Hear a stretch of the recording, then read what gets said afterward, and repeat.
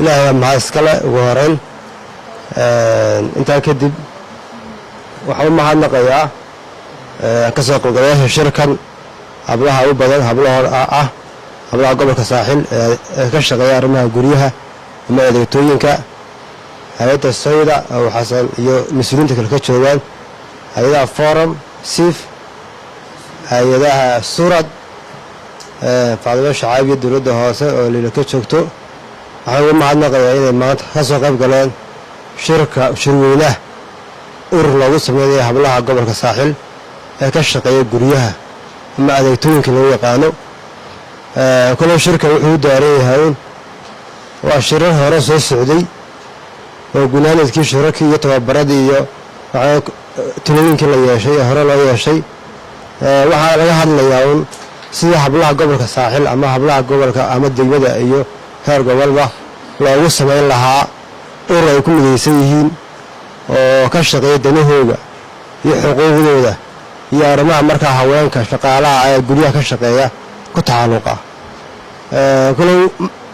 hablaha adeegtooyinka ama hablaha guryaha ka shaqeeya waxay ka mid yihiin dadka vulnerable-ka ah inta badan aan la tabin marka hay'adda sayda ama forensic iyo surad wada mahadnaqay maanta garteen meeshii ugu muhiimsanayd dadkii waxa weeye inta badan dadkii nugulaa dadkii inta badan aan ciideeyay jirin ee maanta gartay inay urur u sameeyaan adoo wasaare ahaana waa noo farxad waa noo sharaf inay yeelaano hablaha gobolka saaxil oo loo sameyn doono urur ay ku midaysan yihiin oo ka shaqeeya danahooda iyo xuquuqdooda marka hore ma jirin laakiin insha Allah imika la doonayo in la sameeyo waa dawaa guul dhamaantii waa noo guul iskaashiga hablaha marka laga hadlayna inay urur sameystaan waxay waa mid ku xalin kara caqabadaha iyo dhibaatooyinka haysta inuu yahay hablaha kale guryaha ka shaqeeya ama xafiisyada ka shaqeeya dhibaatooyin taadiga soo gaadha qaarkood soo gaaraan qaarkood si fiican baa loo ilaaliyaa laakiin halda si wax walba laga hortago qof kasta oo garta xuquuqda uu leeyahay iyo xuquuqda lagu leeyahay marka adigu waxa lagu waaninayaa in marka xuquuqda fahantaan oo waxa weeye halka la doonayo iyo sida loo doonayo fahantaan iskaashataan sidoo kale isku kaashataan inaad waxa weeyaan wada shaqeyn yeelataan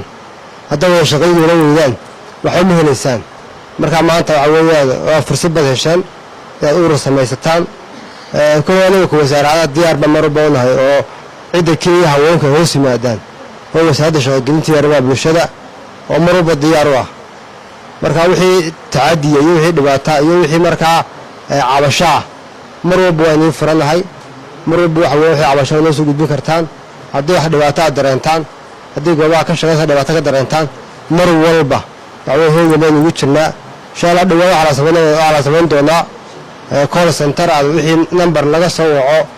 si emergency haddii hablahaas markaa dhibaato dareemaan hawshan waan ku jirnaa markaa shirkeenan uu noo furan yahay waxaan nagula talinayaa